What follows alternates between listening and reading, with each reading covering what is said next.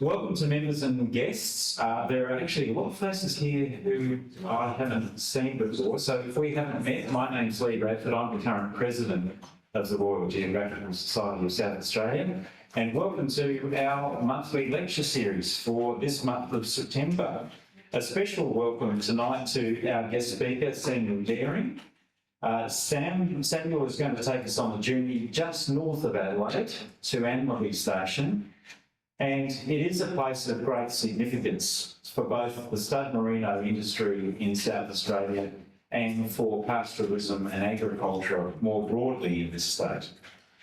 Thank you for your donation tonight, whether that's been your member donation to this or your guest donation. It helps us provide the hospitality and put these events on, and we do appreciate it. Speaking of donations, there is a donation box for anybody who feels generous at the back of the room. And in fact, one is never enough. We've actually got two donation boxes at the back because our dynamic relics team is on a mission at the moment to purchase a brand new display cabinet for upstairs in our rooms to display more of our wonderful relics. So they are actively seeking donations as well at the moment. So if you do feel generous on either account to the Society generally or to the Relics team and their cabinet project, we gladly take your money. Thank you for being here if you are a visitor, and if you do want more information about our society, there is a visitors book at the back of the room as well. If you'd like to give us your details, we'd be delighted to send you some more information. We work on a basis of a rolling membership for our society, so the day you join becomes your anniversary date for membership with our society. And I've got to say, membership of the Royal Geographical Society of South Australia is a bargain. It really is not a great deal of money. And there are so many things that the society does and things that we offer, including things like the lecture program, field trips, longer trips that we do at least once a year. The Rare Books group, which is in remission at the moment because of building issues that we've had here on the site for some time now, and many other things. This is a really large, dynamic, active society. So membership actually gets you a lot. I encourage you to have a think about it if you are not a member at this stage. And some really good news tonight. Our library is open for business again on Tuesday the 7th of October. Now, it's just been one of those really weird 12-month periods because, as you know, we closed down at the beginning of December last year to do our own refurbishment project in our own library up in Mortlock, which has been spectacular. It is now the jewel in the crown of that building, and it's ours.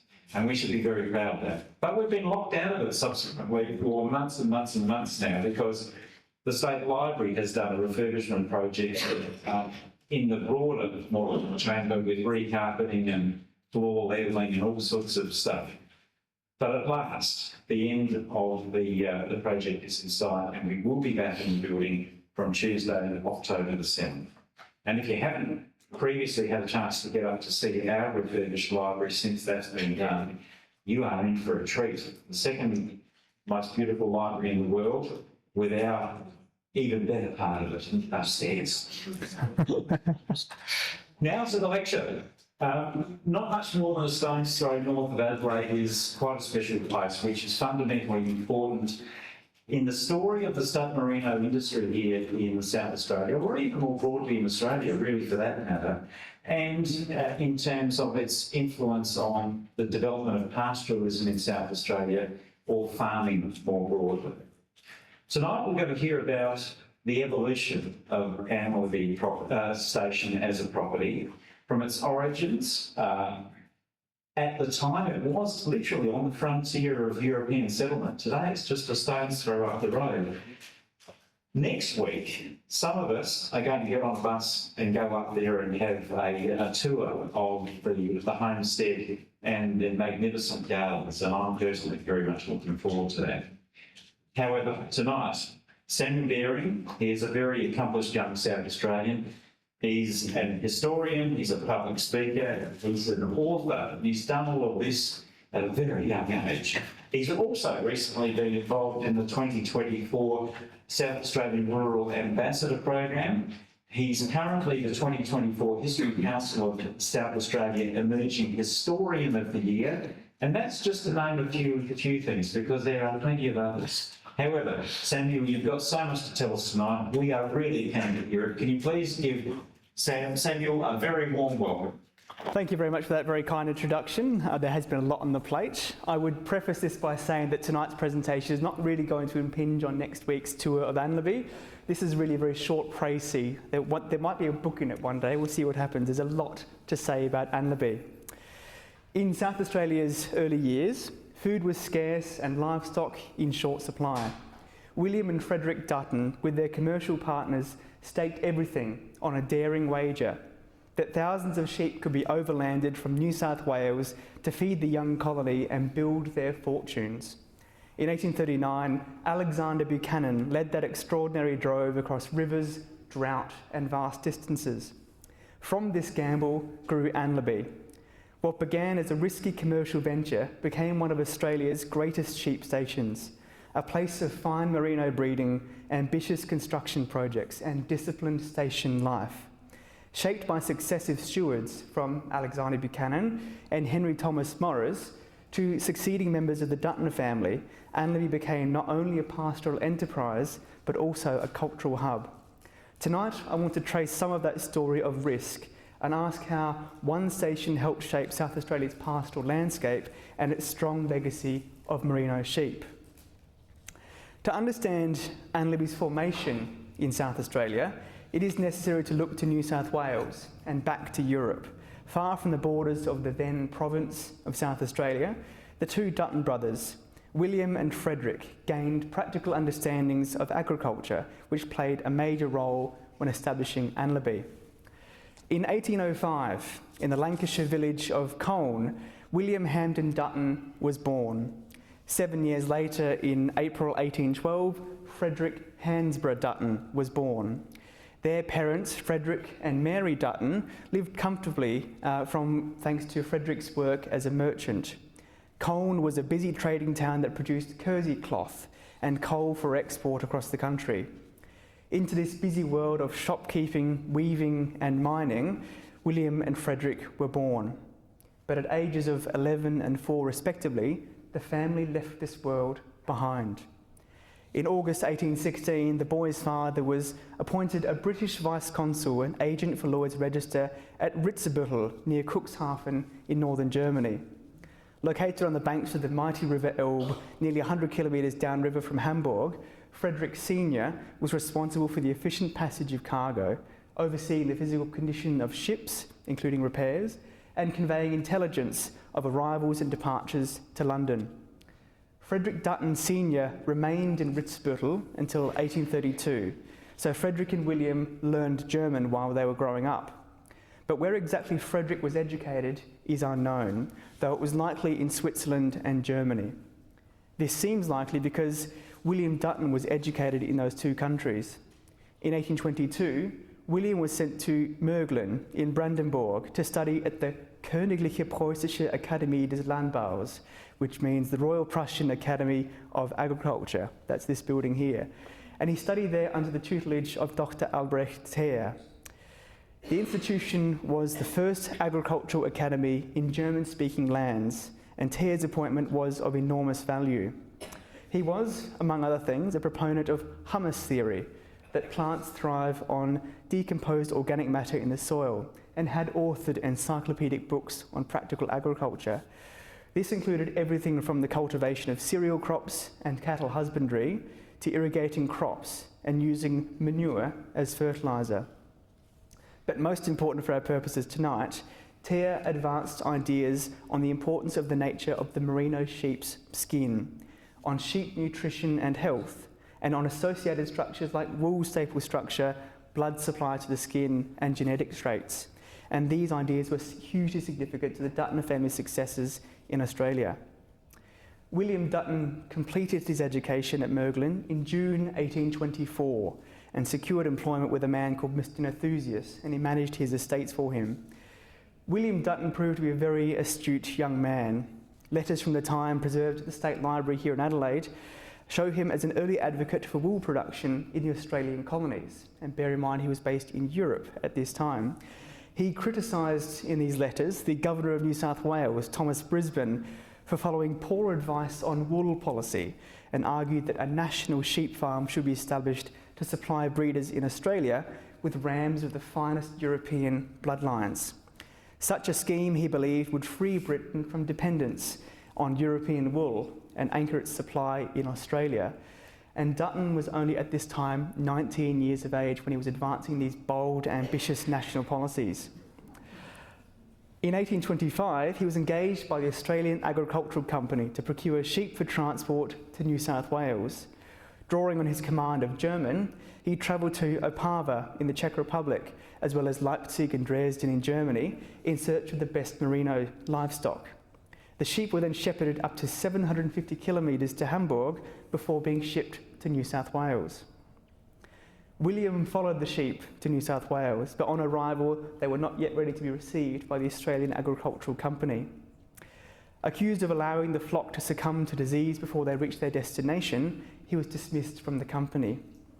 But undeterred, he quickly found a position with Edward Riley at Raby Farm, where he gained more practical experience in the breeding of Saxon merino sheep. By 1828, William was back in England, accompanying Edward Riley's brother Alexander on an extended European tour to acquire sheep for transport to New South Wales. 2 years later, in 1830, he returned to Australia, this time with his younger brother Frederick at his side. In March 1830, the brothers arrived in Sydney. William was aged 24 and Frederick only 17. Soon after their arrival, William received a land grant in the Goodra-Digby Valley below present-day Lake Burrinjuck. He believed the property could, in time, support 10,000 sheep. At the first lambing, however, disaster struck, as disease set in and the run had to be abandoned. He sold the land grant as a cattle run and relocated to Yass, where he established a property called Hardwick.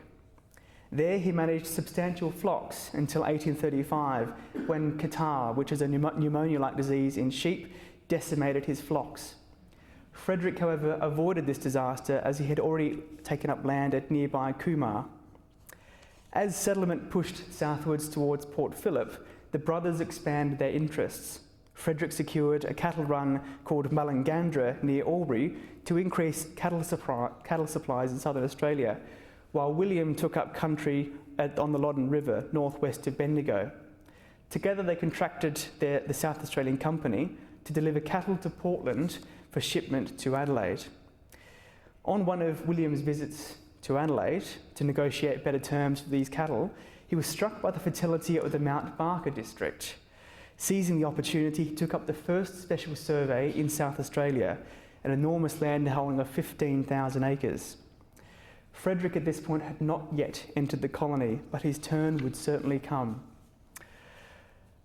Established in 1836, one of the first tasks in the new colony of South Australia was to secure food supplies. Produce and livestock were shipped in, and gardens were established in and around Adelaide, but external trade remained crucial to feeding the population. Large numbers of livestock were needed to kickstart agricultural production. Sensing a commercial opportunity arising from the threat of famine in Adelaide, Joseph Horden and Charles Bonney became the first to overland stock from interstate when they drove 300 cattle from Goulburn to Adelaide, arriving here on the 3rd of April 1838. They named lakes previously unknown to the European mind, Lake Bonney, of course, and filled in the maps between eastern South Australia and western New South Wales. Their pioneering journey filled the bellies of meat-starved Adelaideans and proved that walking cattle overland could be done. Overlanding sheep, however, remained a live issue in 1838. Newspapers dedicated columns to discussing the concerns of walking sheep interstate, including the potential rate of stock losses and their condition on arrival. Convinced of its practicability, Edward John Eyre overlanded 1,000 sheep from New South Wales, becoming the first to do so. He arrived in Adelaide in March 1839 and proudly announced that the stock losses did not exceed 1%, so they were very, very low indeed. To ease doubts about the condition of the sheep upon their arrival, Edward John Eyre gifted a freshly slaughtered saddle of mutton to Governor George Gawler, who replied the meat could not be surpassed in appearance by any in a London butcher's shop at Christmas. So it must have been pretty good quality. In July 1839, the second importation of sheep arrived in South Australia, commandeered by the younger brother of Charles Sturt, and he brought 5,000 sheep to the colony. The path laid down by Eyre and Sturt catalysed a steady stream of livestock from Victoria and New South Wales, causing the Southern Australian newspaper to write, "We hail every such succession of real wealth to our province, and sincerely hope that those who have undertaken so spirited an enterprise may reap their full reward. We would strongly recommend those who have capital to invest in stock to secure an excellent opportunity of doing so." Into this heady atmosphere of fortune chasing stepped Alexander Buchanan. Born in Glasgow as the son of a coffee plantation owner, Buchanan was educated in Scotland before gaining mercantile experience in England and Canada. In 1838, after returning to Scotland from Canada, he determined to sail for Adelaide and arrived here on the 3rd of April 1839. 2 months later to the day, on the 3rd of June 1839, Alexander Buchanan boarded a ship for Sydney. He was part of a company of 8 young men who sought to find work by walking sheep from New South Wales to South Australia as a speculative gamble. During the voyage to Sydney, Buchanan travelled steerage for the first time, and he said, "I shall never do so again." And he wrote this down in his diary. His diary survives the State Library of South Australia and was also, you might be pleased to know, published in the Proceedings of the Royal Geographical Society of South Australia in 1924. So absolutely, thank you for publishing his diaries. The group arrived in Sydney on the 17th of June 1839, and this is all detailed in the diary, of course. During the following weeks, Buchanan met with Frederick Dutton in Sydney to confirm arrangements for the overland expedition that was planned, including where to collect provisions and livestock on the journey west. According to Buchanan's diaries, the party departed Sydney on the 11th of June 1839. They reached Liverpool the following day, which Buchanan described as a very nice little village, but it isn't like that anymore. And he arrived at Campbelltown on the 13th of July. Berrima was reached on the 16th, Goulburn on the 19th, and Yass on the 26th of July. By late July 1839, Alexander and his men reached Mr. Howe's station, which is visible up there on the map. It might not be hugely clear, but it is there, I promise. And he arrived there at Mr. Howe's station. Here they collected 4,000 Merino sheep, purchased by William and Frederick Dutton and their partner and family relative, Captain John Finnis. Buchanan's team was a mixed lot. They included 2 bullock drivers, a carter, a cook, 4 shepherds, and several others beyond that. Before moving on, they had to check every sheep for disease, draft them for sex and age, rest the horses, and build up provisions for the journey west. Buchanan recorded that the men passed the time shooting ducks and platypuses while waiting for everything to be in order. On the 17th of August, they finally set out. The sheep divided into 3 droves for easier feeding and movement, and almost immediately there was trouble. Just 2 days in, they crossed paths with a mob belonging to a Captain King, and 200 of his wethers mingled with Buchanan's flocks. It was chaos. There was a 2-day delay where they had to redraft the entire flock and also move away from a nearby grog shop. Buchanan was worried that the shepherds might get drunk and abandon their duties. Further challenges came at Gundagai. There were another 900 sheep to be collected from a Mr. Stuckey's station, and he also features on the map there too. But to reach the main flock, this extra 900 sheep were ferried across water on a punt scarcely larger than a dining table. Now, I couldn't find a fantastic photograph, so this is an AI-generated image, but it gives you an idea. They were literally floating sheep across a river. Now, 36 crossings were needed to get these 900 sheep across. and that was 25 sheep at a time. They would have been quite crammed on there, but it was a huge undertaking. And it wasn't without a hitch either. A dray got bogged in the process, and a horse drowned as well. Alexander Buchanan said to this, "So much for profit and loss," in his characteristic understatement that features throughout his diaries. Through late August and September, progress was painfully slow. With ewes and lamb, the mob could only cover 5 to 6 kilometres per day. Lambs were born on the track, and they were immediately killed, both to reduce stress on their mothers and keep the flock moving. The diary is peppered with the daily grind, purchasing flour and tea for provisions, tending the supply drays, and endlessly searching for pasture. By September the 21st, Buchanan wrote that the rest of our party had remained behind to bring on the other 2 flocks, so more sheep, and this comprised in all about 13,000 more. It was only then that the real scale of the operation became clear. Buchanan was part of a much larger operation, droving close to 18,000 sheep from New South Wales to South Australia. So it grows bigger and bigger from just Buchanan's initial 4,000. Amid the monotony of walking sheep, though, there were flashes of excitement. On the 30th of September, Buchanan describes the excitement of chasing emus, which he complained ran like the very wind. And I find this hard to believe, but one of his stockmen, Mr. Cunningham, managed to do a somersault while in his horse. The horse in the somersault apparently did a perfect somersault, but I'd like to see that to believe it. It would have been extraordinary. There might have been a bit of creative license in there too, you never know. The diary also gives glimpses of the land. For example, around the Hay Plains, it was parched up with drought, so it was hard to find feed for the sheep. And there was also the endless task of finding water, but also additional encounters with First Nations people as they trekked west.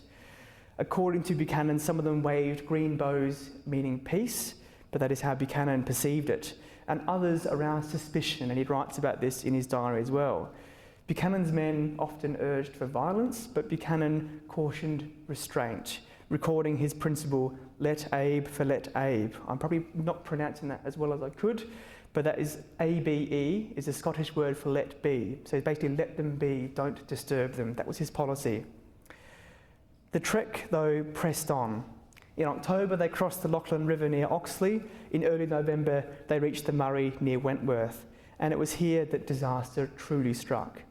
While ferrying supplies across the Darling and specially made punts, quite small in size of course, the party was attacked by a group of Barkindji people who were desperate for provisions, but this is of course Buchanan's side of the story. Although, I should say, shots were fired and 6 Barkindji people were killed, following which their canoes and nets were destroyed. And Buchanan is very matter-of-fact about this, that the provisions were stolen and that there would be retribution. But it does serve as a very grim reminder of the human cost of overlanding expeditions in this colonial environment. From there, the mob continued to move westward. On November the 23rd, they reached Lake Victoria, and a week later, Lake Bonny. Buchanan dismissed the country around there as scrubby, sandy, and nothing but a desert. He wasn't too impressed. And by early December, the party reached the Waikerie and Morgan district as we know it today. Summer heat was setting in, and the sheep were kept close to the river for water. Of course, they were kept close mostly along the way, along the Murray and Murrumbidgee rivers. But while at Morgan, they also hunted ducks and kangaroos. On December the 9th, Buchanan left the main flock near Morgan and rode ahead to Adelaide to prepare for their arrival. Along the way, he met up with Governor George Gawler and Captain Charles Sturt, who were at that point rowing up the river on the Mount Bryant expedition, and Buchanan gave them intelligence about what lay ahead. Then he pressed on towards Adelaide, but along the way, he rode through the River Light Valley, and he was struck by the landscape. He described it as, and I quote, "a gentleman's park, fine plains, thinly studded with trees, surpassing even the grand estates of Britain." He was quite impressed, and this may well be his first encounter, his first sight of the country where Anlaby later rose. But from that point, the story becomes murky. Buchanan's diary says nothing about the handover of the sheep and exactly where they ended up. But what we do know is that by mid-December in Adelaide, the newspapers were reporting the arrival of thousands of sheep belonging to Dutton and Finnis. On the 14th of December, the Register announced the safe arrival of 6,500 sheep, and 2 weeks later, another 7,000. Further flocks were then expected in January. So the estimates range between 16 and 25,000 sheep being walked overland during this period, and losses were, like with Edward John Eyre, remarkably low. Yet this triumph of walking these sheep overland quickly soured, because Adelaide was awash with livestock. There had been an overland craze, and Buchanan and Dutton's sheep arrived too late. The market had collapsed, in other words. Dutton and John Finnis, of course, placed repeated advertisements in newspapers trying to sell their sheep, offering thousands of sheep for sale at a single time. Auctions did sell some, but much of the flock remained on hand well into 1840. And of course, you have to think about the task of trying to feed the sheep and keep them in good condition for that long period of time as well. By July of 1840, Frederick Dutton was still in Adelaide, staying at Miss Bathgate's boarding house in Rundle Street. This is an actual image of where he was staying, which is so cool. And he was there advertising the sheep for sale. He even tried to sell the whole of his flock in one lot before he wanted to return to Sydney for urgent business.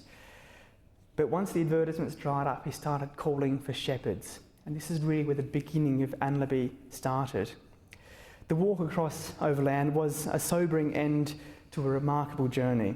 Thousands of sheep had been marched across the continent with immense effort, courage, and of course, loss of life. And the market faltered, but Anlaby's foundations were laid. Now, you may wonder why William Dutton has not figured more prominently in this enterprise. The walk overland was mostly Frederick's enterprise, and there is a good reason for that. After securing the first special survey, he developed land around Mount Barker, of course, of that first special survey, and sold portions to German settlers around Harndorf and Lobethal that arrived in those early years. And at the same time, he continued to run his sheep on his Victorian properties. But in 1841, thanks to drought and disease, 7,000 of his sheep died. So it was a pretty heavy loss, forcing him into bankruptcy. Financially ruined and in poor health, he spent his final years as a wool sorter in Melbourne, dying in 1849 at the age of 44. Despite his first-rate European training in sheep selection and breed development and disease management too, such knowledge was of limited use against the conditions of colonial Australia. Yet William's experience and the lessons drawn from both his successes and failures proved invaluable to his younger brother Frederick, who went on to build Anlaby Station into one of South Australia's foremost wool-producing enterprises. Anlaby, in case that's where you're wondering, that's where it is on the map, north of Adelaide, started as a 120-acre freehold in 1840. Frederick very likely lived on the property to oversee the day-to-day operations, but in later years that was not the case. He moved overseas. During those early years, though, one of his other brothers, called Francis Dutton, had recently arrived in South Australia from Rio de Janeiro, and he was the manager or co-manager there between 1840 and 1842. And while at Anlaby, Francis Dutton discovered copper at Kapunda while out chasing sheep in a thunderstorm, and it turned out to be a discovery that saved the state from bankruptcy. Because Francis left Anlaby in 1842 to go and manage the mines more directly and hire miners from Cornwall in southern Germany, Frederick was left without another co-manager on the property.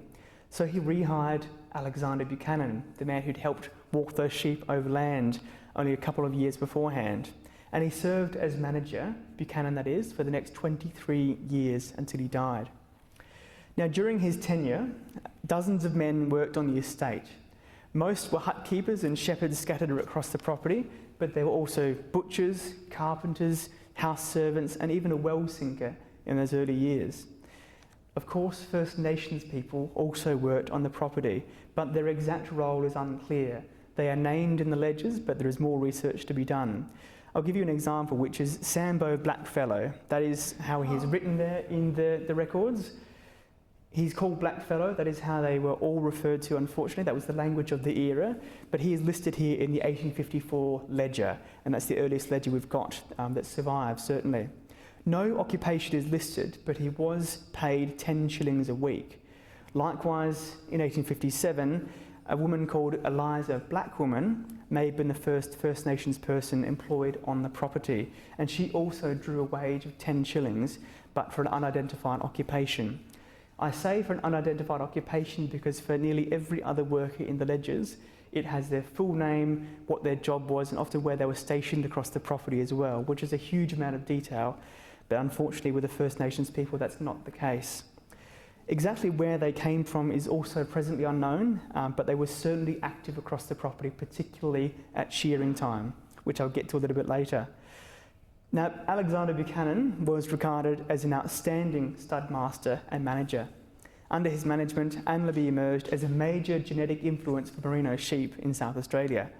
The flock at Anlaby already contained Saxon sheep genetics from Germany, those are the ones on the left-hand side there, which developed a denser and finer type of fleece, as well as English Leicester genetics, which you can see on the right-hand side, which gave the animals more size.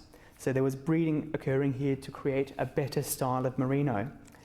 John Bristow Hughes, who was the founder of Anlaby Station near Jamestown, purchased rams from Frederick Dutton in 1841 to establish his flock. And the same was also the case for Bungaree Station near Clare, established by the Hawker family, of course. So you have these early genetics going into premier studs in those early days of South Australia. At the same time as this was happening, Frederick Dutton was also importing more Saxon sheep from Germany to further refine the quality of the flock. So he was constantly sourcing new genetics. Now, Frederick Dutton left South Australia in 1853. He had a brief stint in Parliament, decided it wasn't for him, and decided to return to the country of his birth. And he spent almost the rest of his days in the UK, only returning to South Australia briefly in 1868. But we'll follow up more with Frederick's later years in a bit. But he was certainly not in South Australia. So during that time, Buchanan served as the sole manager of the property and determined the future of the flock at Anlaby. There are some surviving scraps of correspondence from Alexander Buchanan, and they do reveal a real love for sheep husbandry. He was writing to his son in Switzerland. So Alexander was writing from Anlaby to his son, who was being educated in Switzerland, that he was seeking superior genetic material to improve the Anlaby flock. And in 1863, he asked his son to seek out the best flock in Switzerland and send some wool samples back to South Australia. He was trying to find ideas about how to take Anlaby's flock into the next direction. But his most significant contribution came in 1856, when he introduced Rambouillet rams, that's these ones here, to Anlaby. And these are essentially French merinos, but they're known as Rambouillets. They possessed a very large frame and better wool length with a heavier fleece. And Buchanan thought they were so large, he compared them to small ponies. He was really quite impressed with them. He loved these Rambouillets. Their arrival coincided with a growing demand for worsted fabrics at the time. That refers to how it's manufactured, which required longer, stronger and smoother fibres than traditional woolen fabrics that were manufactured at the time. Further Saxon sheep imports from Germany, which were from the Steiger and Gardegast strains of merinos. I know I'm getting a bit technical here, but they were from Saxony in Germany as well. And the introduction of these further strains completed the foundation of Anlaby's breeding program. That was the foundation of the flock that lasted for decades thereafter. So in essence, the flock blended varied elements of Spanish Saxon merinos, English Leicesters, Rambouillets, and later improved Saxons to create this Australian merino, this Anlaby merino, thanks to Buchanan and Dutton's work. And the results soon spoke for themselves. These breeding results worked.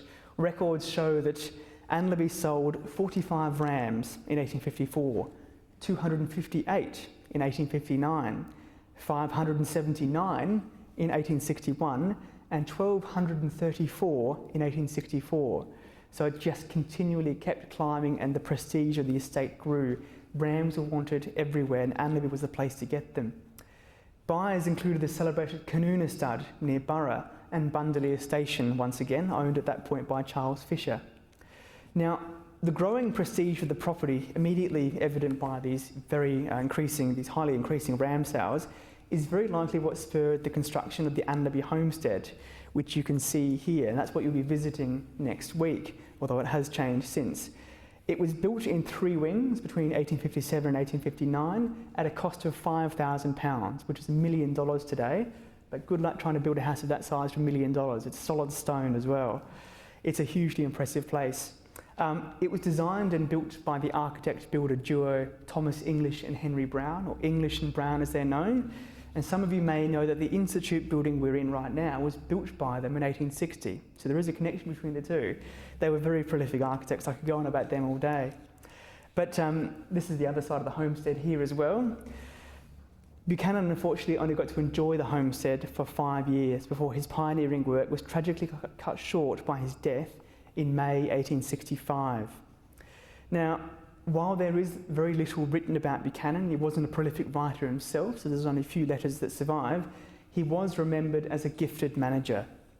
In 1895, 30 years after his death, a farewell was being held in Kapunda for the third manager at Anlaby, who was called Peter Miller, and one of the attendees expressed shock that no one spoke in praise of Buchanan's wise management of the Anlaby Station in the days of its infancy, and how he braved the tempests and storms of the assaults of the Aboriginals in bringing sheep overland from Sydney, or how the head station was fully established before his death in 1865, and of course because of the famous breed of Merino sheep for which Anlaby was at that point already noted.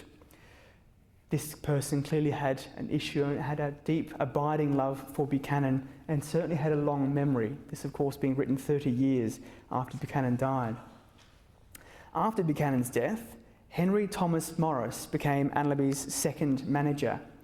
Born in England in 1823, Morris had come to South Australia in 1836 with his uncle, Governor John Hindmarsh, making him part of the First Fleet of South Australia. He was educated under Reverend Stowe before pursuing pastoral work at Encounter Bay and elsewhere. The lure of Californian gold took him across the Pacific in 1849, though he returned in 1852 to Adelaide and discovered it was almost a ghost town, most people having gone to the Victorian gold diggings. So he decided to go and follow that second bout of gold fever and tried his hand again to find gold in Victoria. After he returned to South Australia, he was appointed as the Chief Government Sheep Inspector. And in that role, he played a major role in eradicating sheep scab, or mange, as it's also known, a terrible disease in sheep. His success was such that he eradicated the disease from South Australia almost completely, and grateful landowners presented him with 600 gold sovereigns and a gold watch at the Pier Hotel. By the middle of 1865, Henry Morris was managing Anlaby.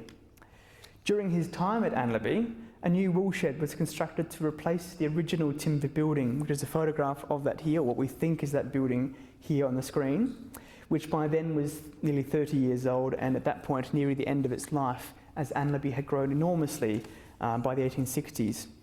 I should mention here that Anlaby started as 120 acres, but by the time that Alexander Buchanan died in 1865, it was 160,000.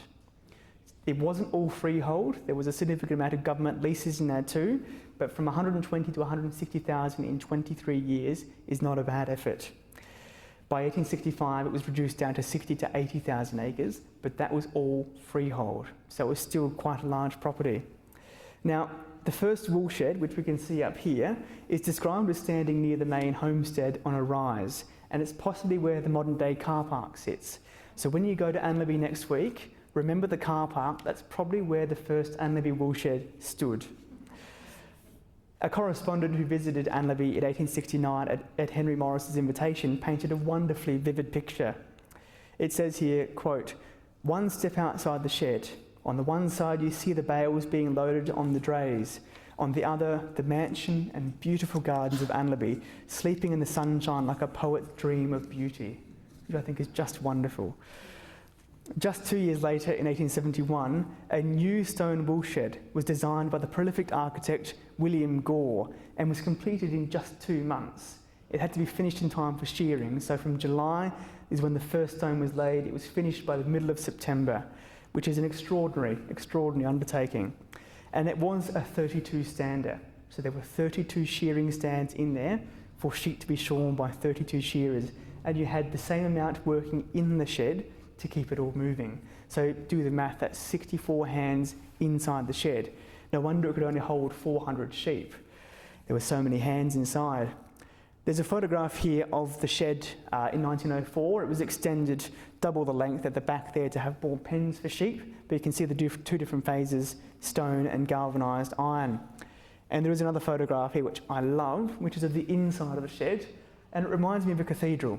It's a beautiful, beautiful building on the inside and still in use, still being used to this day. But more on that later. Now, the shearers and other workers that worked there during shearing time, which was often during September to November, often lasted that whole time as well, they were housed in the nearby shearers' quarters. There's a photograph of that here, and that still survives too. They ate an awful lot. It's like feeding a small army. And we know that in 1871, they consumed altogether 9 sheep, 70 gallons of tea, and vast amounts of bread every single day. Every single day. So they actually had a dedicated slaughterhouse next door to the shearer's kitchen just to keep up with feeding the men. And that was on top of the other rations that they received as well. So they ate like kings almost. They were very well fed. Henry Thomas Morris also introduced pheasants to Anlaby in 1873 for hunting purposes. By the 1870s, Anlaby became a prime shooting ground, attracting visitors from the Governor of South Australia. In 1874, Governor Musgrave spent a day, quote, bush bashing across the countryside, shooting rabbits and enjoying the scenery. But the fact that the governor was shooting rabbits at Anlaby in 1874 can be traced back to Alexander Buchanan. As early as 1857, Buchanan had introduced rabbits to Julia Creek for hunting. Julia Creek is very close to Anlaby and was included in the boundaries of Anlaby Station as well. And it may have been the first introduction of rabbits into South Australia, so he has a little bit to answer for. But for nearly a decade, the rabbits remained contained around the Julia Creek area, held in check by native cats, which, as I found out, are tiger quolls, but they no longer existed in South Australia. They're on the east coast now. When the quolls disappeared from the local area in 1866, the rabbits spread rapidly, and of course they went far beyond Anlaby from there. By the 1880s, their numbers had become a source of public complaint, and there were accusations of paddocks being overrun at Kapunda, and this was raised at general meetings held in Kapunda at the Institute. They started often talking about sparrow nuisances and ended up arguing about rabbits because the rabbits were everywhere. But Henry Morris spent a lot of money on hiring rabbit trappers and shooters to go and cull the numbers of rabbits there, and he actually put a wager forward in 1884 that he said he would pay £1 for every rabbit shot on the run, because he was confident that Anlaby was not overrun with rabbits. But I've not yet heard the result of that wager. A report from 1874 offers a very vivid image of Anlaby at its height. It was described as a vast freehold of 80,000 acres with 7,600 leased to farmers. There was substantial fencing and a homestead, and water was pumped from the Waterloo Creek by Californian horse-driven pumps, providing gravity-fed water across the station. Shearing took place, as we've seen, in that large, well-ventilated shed holding 400 sheep at a time, and there were 30 shearers and dozens of supporting hands. And I've added here a photograph of Andrew Morfitt, one of the current owners of the property, using the Kurtz wool press, which is 120 years old and still in operation in the shed today. Boys gathered fleeces on the boards in the shearing shed, and often First Nations people were involved in the baling process. Around 900 bales were produced each season, each weighing 160 kilograms. So it's a lot of wool being produced. And at peak season, more than 80 men worked on the property itself, most of those being involved in shearing. The estate also grew its own wheat and hay. When you get to Anlaby next week, you'll see next to the car park an enormous big red shed. I have seen photographs, I haven't got one here unfortunately, but I have seen photographs of that full to the ceiling with hay, left to right, front to back, top to bottom, full of hay. So when you go there, have a look and think of that being packed to the rafters with hay. There was a report at the time that noted that the whole management of the place bears the impress of wealth, ungrudgingly employed in economising labour and making everything as perfect as possible. So there were only good things to say about Anlaby at that time. And that was a reputation that was jealously guarded. In 1881, there were arguments that took place in newspapers between Frederick Dutton and John Bristow Hughes, who founded the Bundelea stud. Hughes claimed to have bought crossbred sheep from Merino, and Frederick was quite unhappy with this. He wrote I never ever possessed a crossbred sheep, or sheep of any kind, but that of the Merino, excepting for some Rambouillet rams, which I imported from France, and which were very large-framed sheep. But he was adamant there were no crossbreds at Anlaby whatsoever. 3 years later, in 1884, a reporter visiting Anlaby wrote admiringly of its proud Merino tradition. And here's a fantastic photograph from shearers at Anlaby as well. The reporter wrote, "The fact that 50,000 sheep can be kept in first-class condition at Anlaby is sufficient to indicate that it is of considerable extent and that it is good country for grass. The quality of the sheep is highly superior. The wool is fine, long in the staple, and in all respects fully up to what is sought for by Merino breeders. With the exception of the horns, the hoofs, and a small part of the nose, the animals are fully clothed with an even, thick, and perfect fleece, the result of nearly half a century of careful breeding and selection." That half century of careful breeding and selection was the work of Frederick Dutton and his managers. Though he lived in London for decades, Frederick maintained a close interest in Anlaby and continued to generously support South Australian society. He funded in full the Kapunda Hospital and Dutton Park in Kapunda as well. He also supported the construction of St Peter's Cathedral and also gave substantial assistance to mental asylums in the 1870s and 1880s, among many other causes as well. When he died in 1890, Frederick was living at the Buckingham Palace Hotel, quite literally opposite Buckingham Palace, and he died with a fortune worth several $100 million today. So he had made a lot of money off the sheep's back. In recognition of 25 years of loyal service, he left Henry Thomas Morris with £8,000, which is worth about $1.8 million in today's money. But certainly with Frederick's death, Anlaby was on the threshold of a new era. When Frederick died in 1890, Anlaby passed to his nephew, Henry Dutton. Now, Henry was the son of William Dutton, but a nephew of Frederick. But Henry never inherited all of that wool expertise that William had gained while he was studying in Europe, not least because William died when Henry was only 5. So he had a career in banking at Mount Pleasant and developed a passion for gardening. Overnight, in 1890, this quiet country banker became one of the wealthiest landowners in Australia. He had to re-establish his family in a new community and find his feet at the helm of an enormous estate, at that point 70,000 acres in size. Henry moved on to Anlaby with his wife Helen and their 2 young children, Ethel and Harry. Gardening became his passion, and under his hand the estate entered a new chapter, particularly with gardening, because once the proverbial dust had settled, he really turned his passion to effect here. He turned his eye to gardening. One of his first projects was the construction of an enormous conservatory designed and built by A. Simpson and Son, based in Adelaide. And when it was built, it was the largest private conservatory in the Southern Hemisphere. So it was a record breaker at the time. The conservatory was the first of several additions, from a pelargonium house, that is a house dedicated just to growing pelargoniums, and a rockery, as well as a cucumber house and a vinery, all added to the gardens. And there's more beyond that too. I don't want to spoil it too much because you'll see a lot of that at Anlaby as well, but he made a huge impact on the gardens. In addition, he established rosaries, planted imported trees, laid pipelines, erected vast trellis systems, and even marked out a tennis court you could see there in the foreground. Frederick's inheritance allowed him to invest in his passion for gardening. The 10-acre garden, so it is quite a large garden, employed 14 gardeners to keep it all going. So Henry clearly had the money to invest in his passion for gardening. And today, the garden and arboretums at Anlaby contain the largest single collection of National Trust registered heritage trees in Australia, with 620 listed specimens. So it is a huge collection, and you'll see lots of them when you go touring through Anlaby as well. But the gardens were only one part of Anlaby's evolving story. Beyond the arboretums and trellises, the property remained first and foremost a working sheep property. Sheep return books held here at the State Library of South Australia reveal a very tightly run operation. At this point in time, there were 2 properties, Anlaby and a large pastoral lease called Kalana, which was based just south of Lake Eyre, in between Lake Eyre and Lake Torrens. Each paddock, each block of land, and that was the same for Anlaby or Kalana, was named with a designated person responsible for its care, and sheep were often counted twice a month.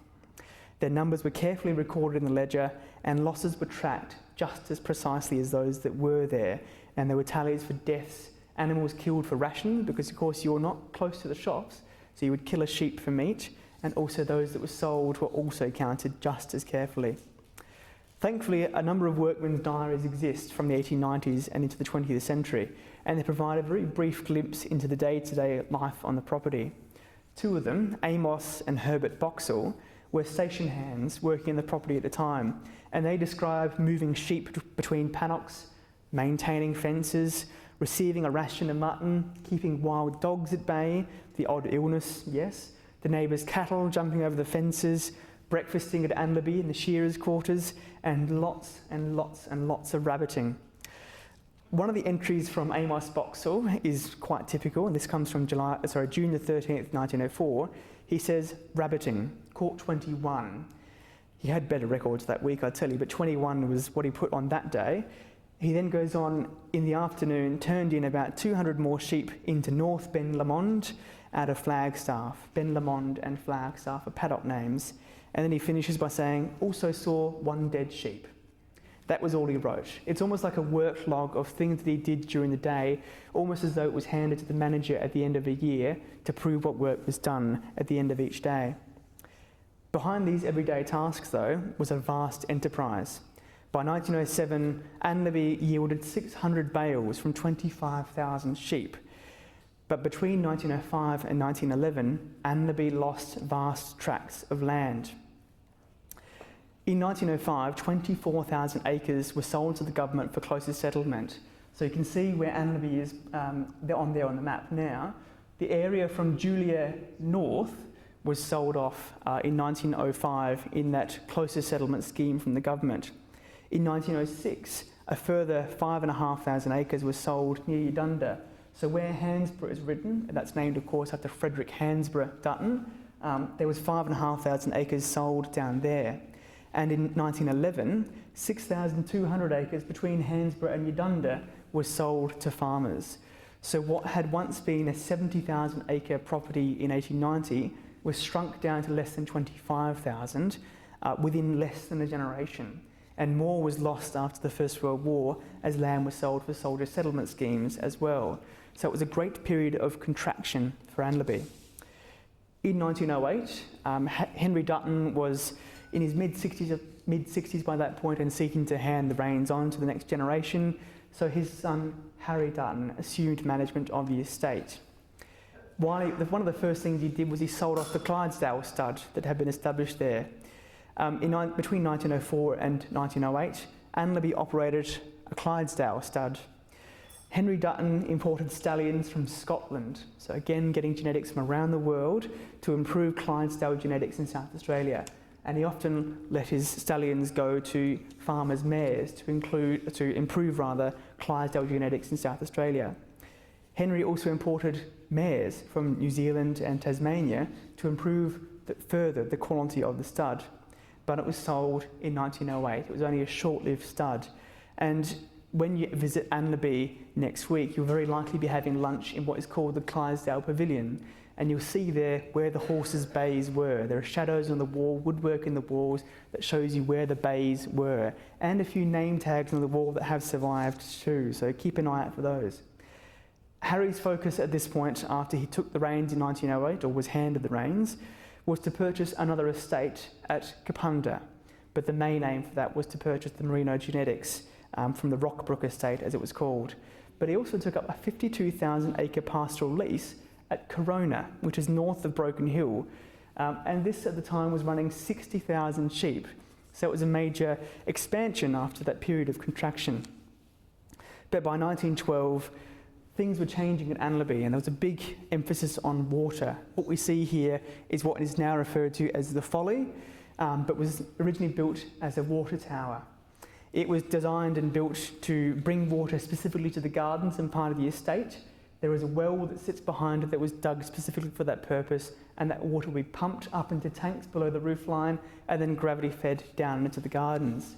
But this was only one small part of the water infrastructure on the property. There is a 900 metre long aqueduct that feeds water between dams and the property, a huge system of channels, a weir system that collects water near the woolshed so that sheep had time to drink there, and water to drink, of course, before shearing.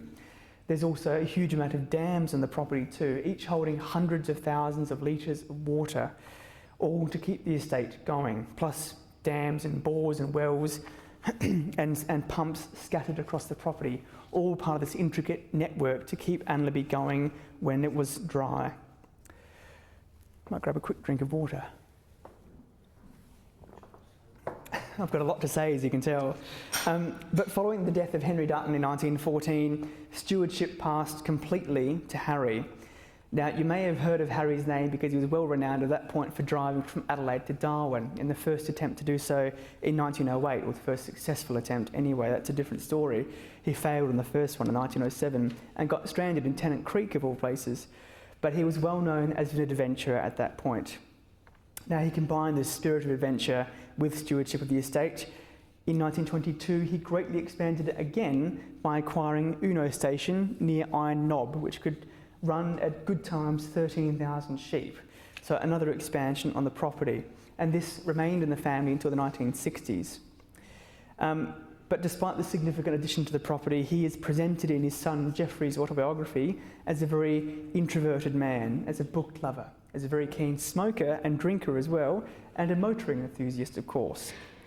After his untimely death in 1932, his wife, Emilie Dutton, that's Harry by the way, but his wife was Emilie Dutton, you can see here, assumed responsibility for Anlaby, ensuring the property's stability through changing times. I'm a little bit light on details here because there are not many records from Emilie's time managing the estate from the 1930s until the late 1950s, but what is certainly true is that she kept the estate afloat and she sustained it during the Second World War as well.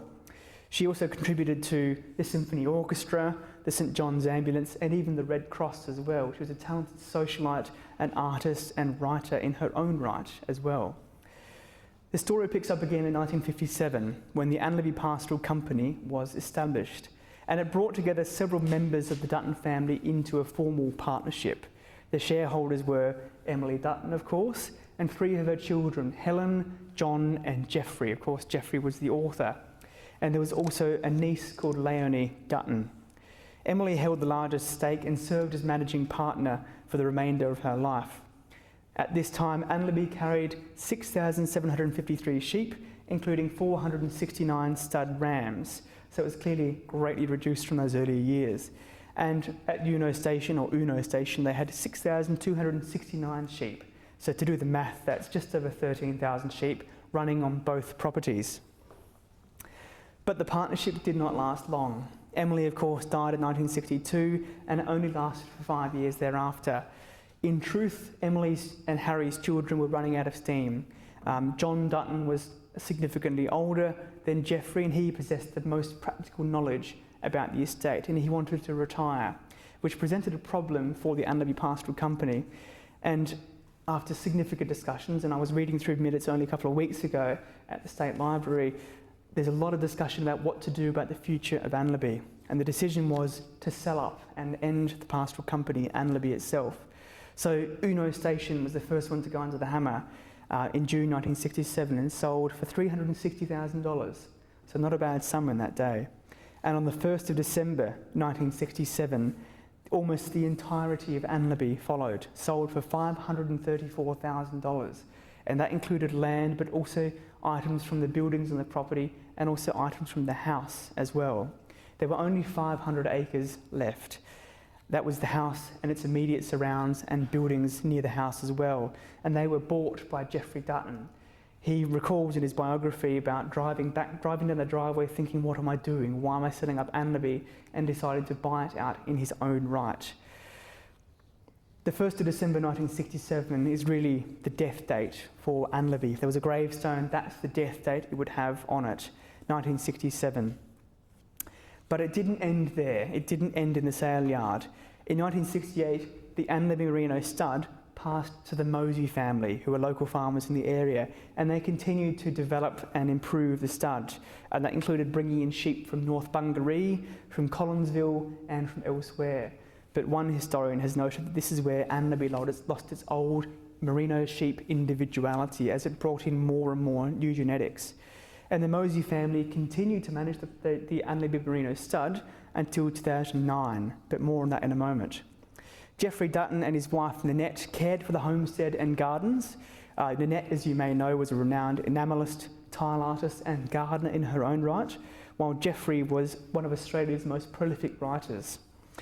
Anlaby became a lively cultural hub, hosting some of the first Adelaide Writers' Festivals, or the precursors to them, and hosting lots of long dinners and late night conversations with artists and authors, which included, and I'm just cherry picking here, Lawrence Dawes or Patrick White or Sidney Nolan or Yevgeny Yevtushenko or Arthur Boyd or Miles Franklin, and many more beyond that too. So it was a literary melting pot. I think that there's a photograph of Geoffrey up there. In 1978 though, it was all becoming too hard and claiming too much of Geoffrey's income, so he decided to sell the homestead. The homestead was sold to the Buchanan family, who were farmers in the area and have remained as farmers in the area to this day, and they owned it until 1994, when a Dutch-born couple called Hans and Jill Olvers purchased the property. Hans collected carriages and had them on the estate, horse-drawn carriages, and Jill spent countless hours trying to keep the garden going. But after 10 years, they sold to Andrew Morfitt and Peter Hayward, and that's the 2004 clearing sale up there before Andrew and Peter took ownership. You'll see that courtyard there when you go and visit it. It's a wonderful piece of architecture. Andrew Morfitt and Peter Hayward hailed from Sydney. They were both from Victoria originally, but hailed from Sydney at the time. And they bought this property, and I'm not joking, as a weekender. They bought it as a weekender, but it became a lot more than that over the years. It became their life, their passion, their business, their everything. And of course, a restoration project.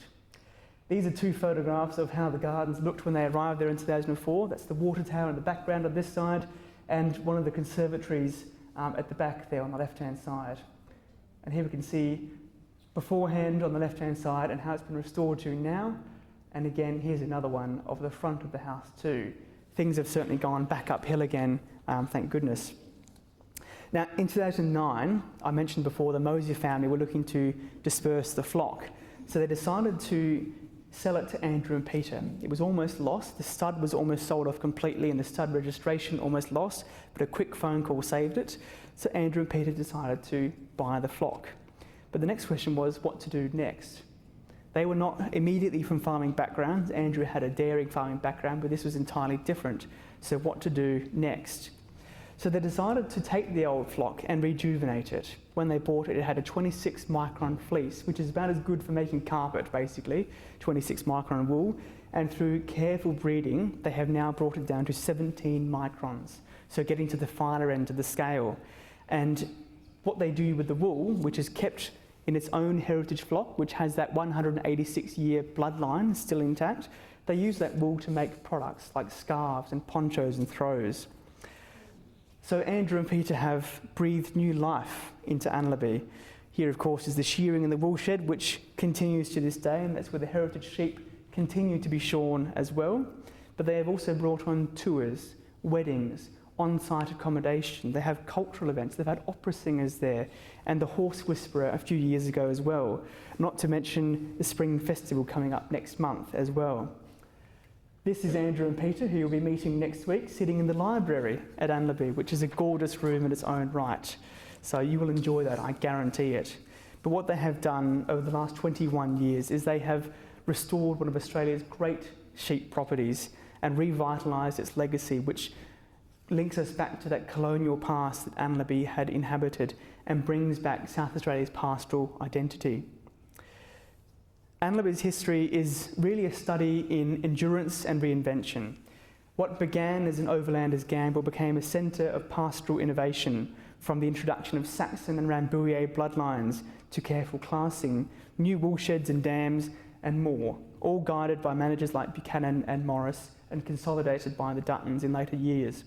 It weathered boom and contraction, drought and glut, and culminated in the seismic changes of 1967 when the estate was almost completely sold off.